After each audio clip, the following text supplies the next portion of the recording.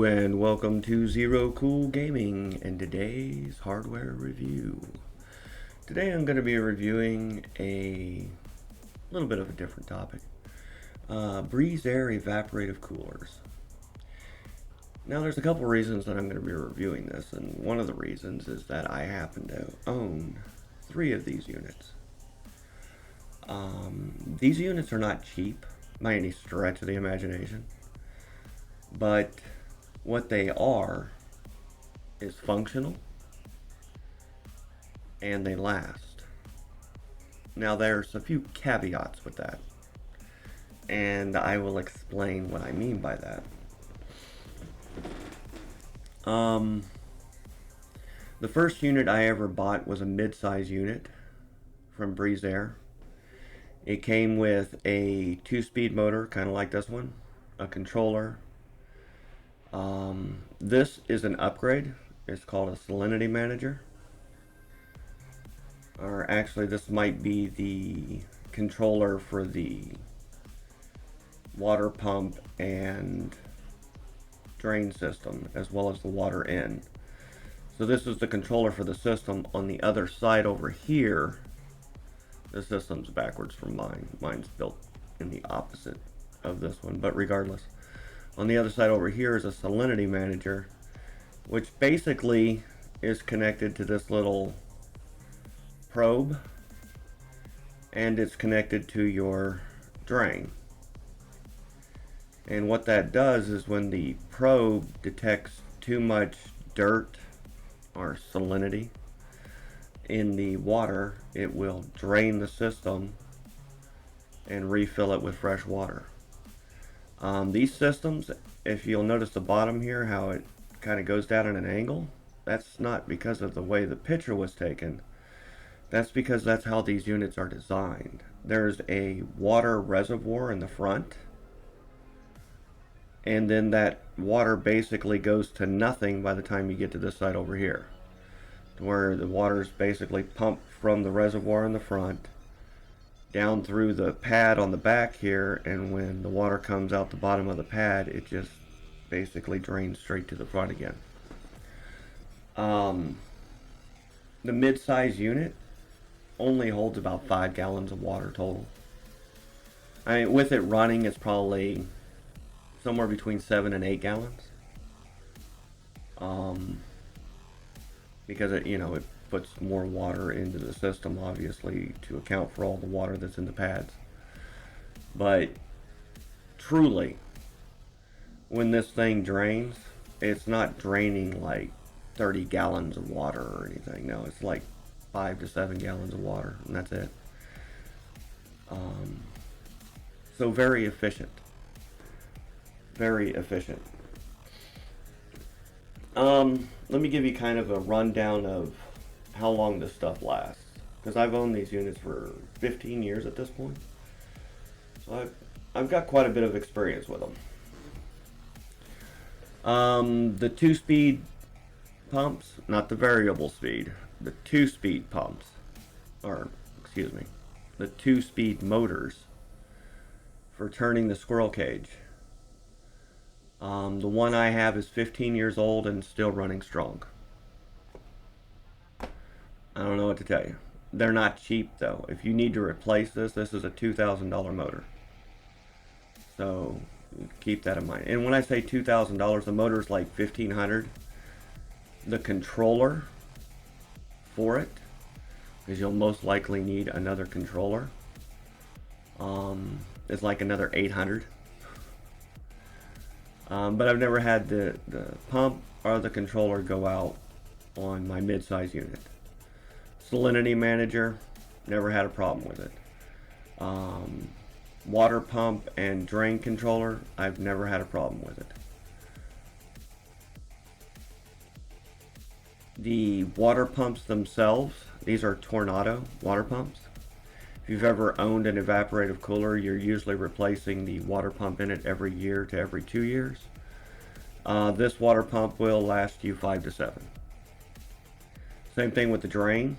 This is it's a drain stop. It kind of like opens and allows it to drain, and then it closes, keeping it from draining.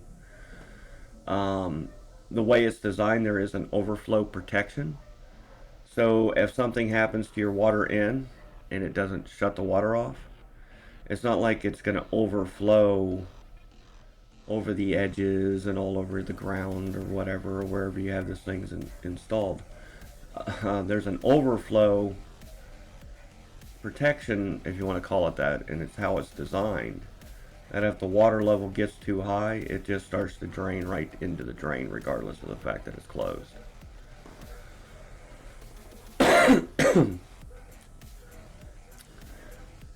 We have a bunch of dogs going off right now because they really hate the sound of police sirens. I'll talk about that one day because there's no need for it. It's absolute insanity.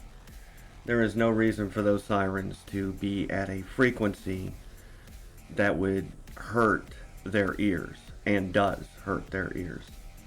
There are literally billions of frequencies to choose from,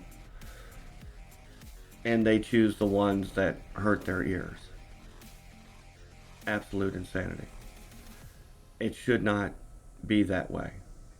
And whoever chose that noise should be arrested, because it's obvious that these people truly hated animals. Anyway, moving on.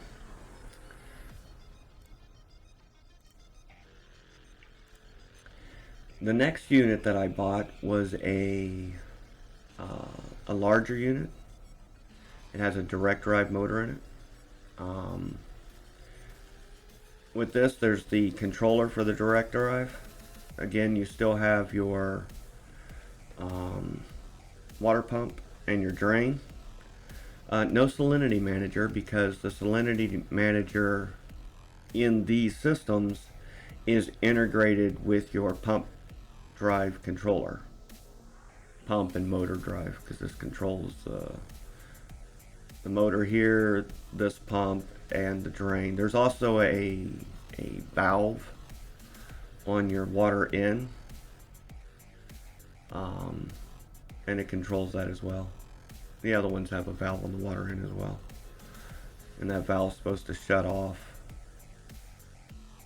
when the system's draining, so that you don't have water constantly just coming in. It also shuts off when you turn the system off.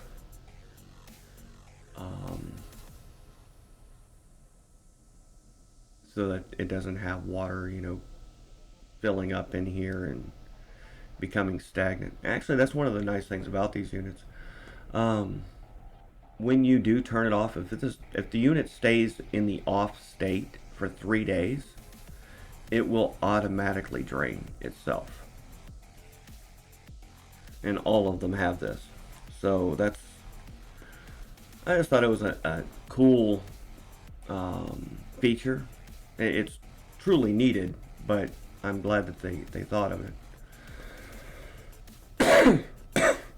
That way you don't have water sitting in here becoming stagnant and being a breeding ground for God knows what.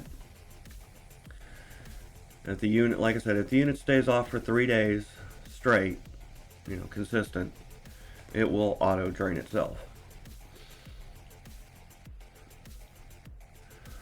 And then there's the third unit that I bought. Now, I don't really have a picture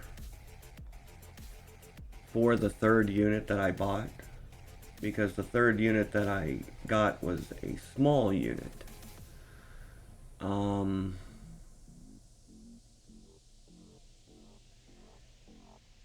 Yeah, nothing really. Oh, right here. Here's a smaller unit. You see how it's just got the one clip? And these have 2 clips. And then the small unit just has the 1 clip. They all basically look the same. The difference is truly just the height between all 3 of them. So like I said, I have a small, medium, and large. Going back up here. This is the medium. This is a large.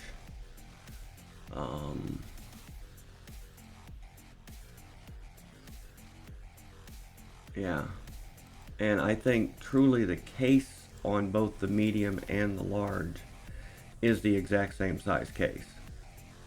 It's just what they put inside of it that makes it from a medium to a large. Um, the small system, I'll tell you straight up, I hate their small systems. They're made too cheaply. The inner units, the inner unit electronics that they have for their small units. It comes with a variable speed pump.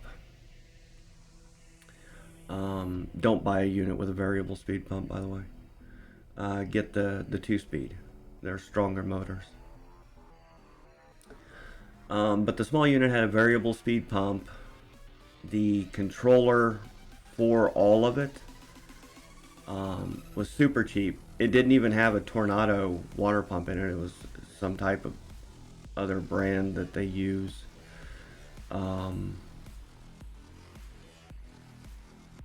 Did it come with a drain?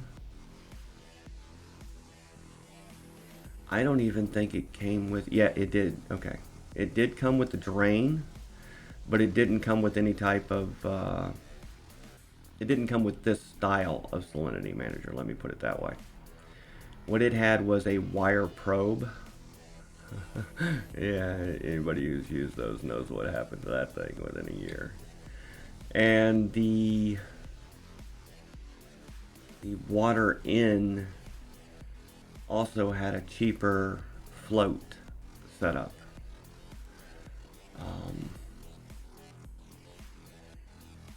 I'll just break down to what I ended up having to do. All the stuff that was inside the smaller unit, the motor, the controller, the water pump, the drain, and the float, as well as the salinity probe, I ended up pulling all of that stuff out of the small unit and literally throwing it all away. If you were to add it up, it was probably $1,000 to $1,500 worth of hardware in the small unit that I threw away. And I threw it away after like 3 years. Because the first year, yeah, that salinity probe went, so I just rewired it so it didn't need it. Then the float went, the pump went, the motor never did go, but the controller for all of it did. And when the controller for the whole thing went, I lost it. I just started ripping stuff out of it until it was completely cleared. And then I went and bought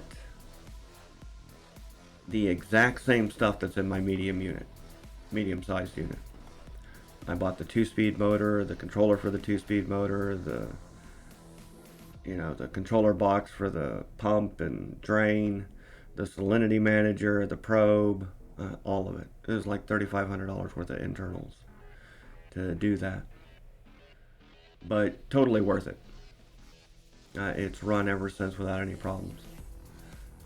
It's been almost 6 years since then. Now these direct drives, this is the large unit, okay? When I first bought this unit, within the first 3 years I had replaced this motor and this controller twice. And the reason that I had done that is because they had burned out. But I was also running the system on 8, which is max. Not all the time, but when it was hot, I would run it on 8. And then, of course, the next unit, or the next motor that I got, and controller, because it wasn't going to be under warranty anymore, I never put it above 4. And it's been running now for 10 years, and I've never had to replace either of them. So as long as you never put it above 4, which is halfway, they seem to last quite a while. But if you're running it on 8, you'll burn it up every year, every 2 years. I don't think they're made quite strong enough for what their intended use is. usage is.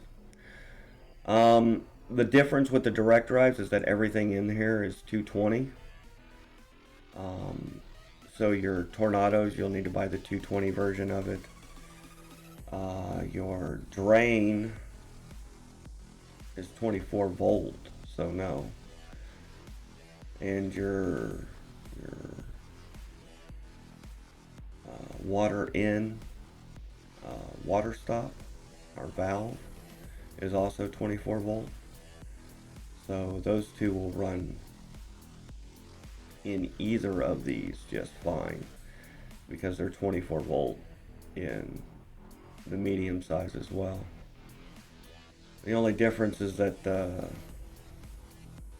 this motor and this pump are both 240 in these larger units, where in the mid and small units, let's just say the medium units, don't get a small, everything's 110. The Tornado's 110.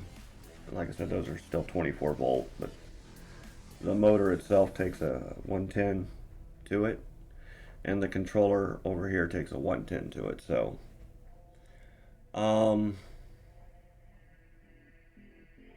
it's just more convenient for here in the States. I understand that these are built in Australia, and Australia runs on 240, so this is probably more convenient for them. I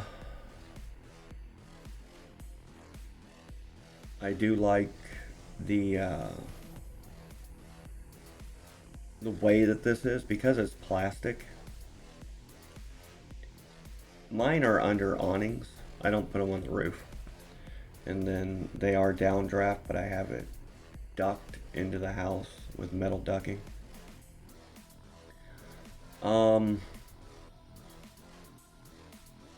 Truly all I do every year is I take the sides off of these things. Sometimes I take these tops down, like every other year I'll take these tops down too. And I just cover all the electronics with trash bags and tape. Shove some towels in here. Put a couple of trash bags over the towels. And then I take a power washer to this thing every year. And it stays nice and clean, and it's relatively easy to clean up. So that's nice. I like that about it. Because it's all plastic, it is relatively easy to clean up. Don't use harsh, like scrubbers on these things. Because the more scratches you put in it, the more calcium and stuff will attach itself to it, and it'll be harder and harder to clean if you scratch this thing up a lot. So that's just something to be aware of. I don't scratch mine at all. Like I said, I just power wash them. Every once in a while I'll take a little, soft bristle brush in there, and I'll knock some stuff loose that the power washer, for whatever reason, wasn't able to. And it's usually like on the seams. There's a couple of places where there's seams. You can kind of see it right here. And wherever there's like these little seams where the plastic was melted together to, join the two, that's usually where you'll have your hard buildups of calcium that you might need to take a little scrubber and scrub that off. Here's a nice view of a direct drive system. Your salinity probe, your water pump, your drain, your float. They're not showing it, but you do have a water in valve right below this for your water in going to the float.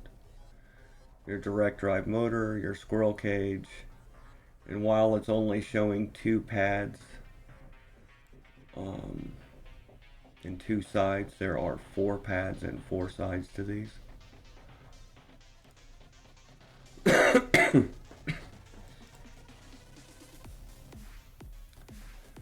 These are the the warranties that they give with it. It's a 3-year on the pump and motor, 5-year on delamination, 10-year on the structural, and 25 on the cabinet itself. And this would be your 2-speed motor, your squirrel cage, your water pump, controller, float. Notice no salinity manager or salinity probe. That's actually an upgrade on your mid-size units.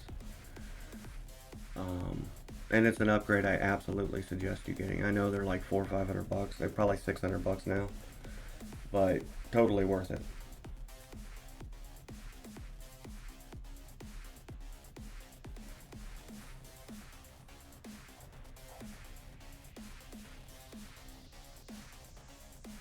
And that I can understand that they're the highest rated 2-speed cooler on the planet.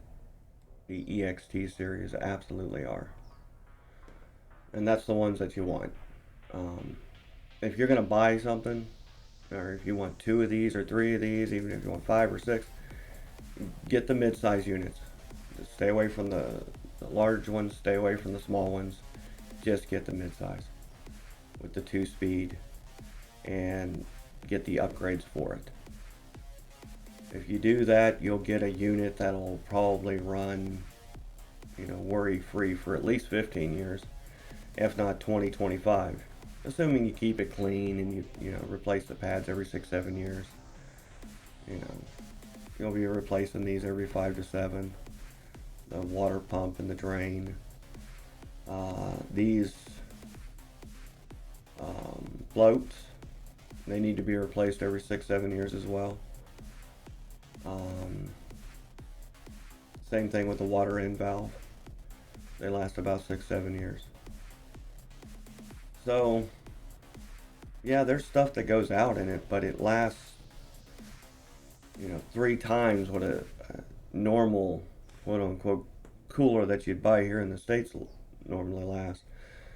I mean, I had evap coolers for other types of evap coolers.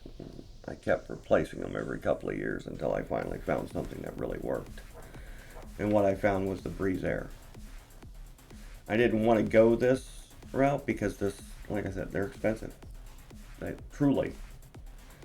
A mid-size unit today, just the base unit is like $3,000. And then getting the upgrades for it's another $1,000 on top of that. Plus the installs another $1,000 on top of that. So $5,000-6,000. Yeah, I get it. But what do you get for that truly? Well, they don't use that much water, so it's not like it's gonna run your water bill up. It won't. My water bill's like $46 a month. So no, it's not gonna run your water bill up. Electricity, no, it's really cheap on electricity too. During the summer, my electricity bill runs about $150. During the summer, it's like 70, or during the winter, it's like $70 because I'm not running them at all. To give you an idea of, so they add about 2 of them running all summer long. Add about $75 a month to my electricity bill, and that's it. Very, very cheap. My water bill is normally $38, so it adds $10 a month in water.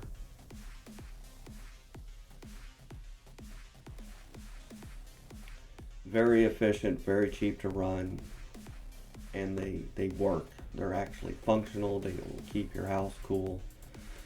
It is what it is. They're just not cheap. and I found that to be the truth with pretty much everything in life. Anything that actually works, you're gonna pay for it. Anyway, that's my rant for the day, and I hope you enjoy the rest of yours.